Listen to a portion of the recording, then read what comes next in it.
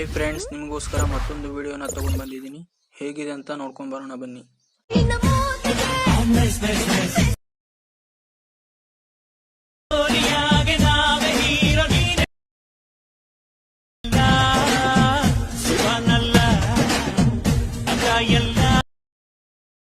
I hope ವಿಡಿಯೋನ ಇಷ್ಟ ಆಗಿದೆ ಅಂತ ಅನ್ಕೊಂಡಿದ್ದೀನಿ. ಬರೀ ನಿಮ್ಮ ಫೋಟೋನ ಆ್ಯಡ್ ಮಾಡಿದ್ರೆ ಸಾಕು, ಈಗ ನೀವು ಕೂಡ ಕ್ರಿಯೇಟ್ ಮಾಡ್ಕೋಬಹುದು. ಹೇಗೆ ಅಂತ ಈ ವಿಡಿಯೋದಲ್ಲಿ ತುಂಬಾ ಸಿಂಪಲ್ ಸ್ಟೆಪ್ ಅಲ್ಲಿ ಹೇಳ್ಕೊಡ್ತೀನಿ ಬನ್ನಿ.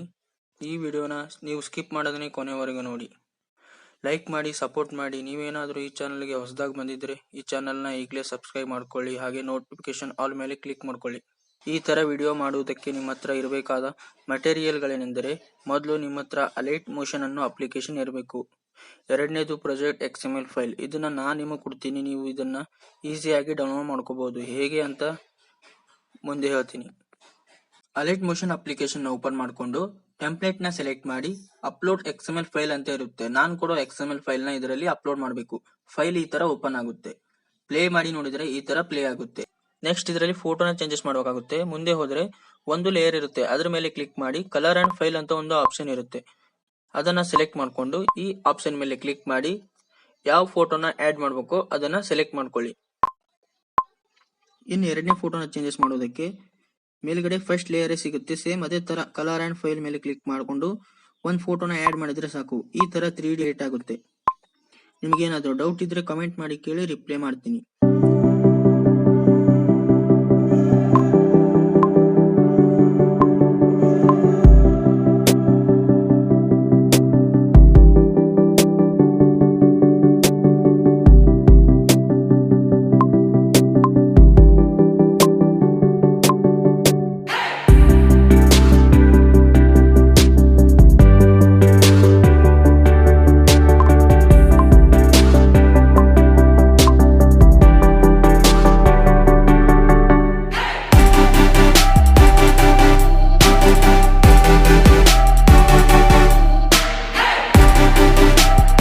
ವಿಡಿಯೋನ ಸೇವ್ ಮಾಡೋದಕ್ಕೆ ಮೇಲ್ಗಡೆ ಎಕ್ಸ್ಪೋರ್ಟ್ ಬಟನ್ ಇರುತ್ತೆ, ಅದ್ರ ಮೇಲೆ ಕ್ಲಿಕ್ ಮಾಡಿ ಕ್ವಾಲಿಟಿನ ಸೆಲೆಕ್ಟ್ ಮಾಡಿಕೊಂಡು ಕೆಳಗೆ ಎಕ್ಸ್ಪೋರ್ಟ್ ಬಟನ್ ಮೇಲೆ ಕ್ಲಿಕ್ ಮಾಡಿ ವಿಡಿಯೋ ನಿಮ್ ಗ್ಯಾಲರಿಯಲ್ಲಿ ಸೇವ್ ಆಗುತ್ತೆ.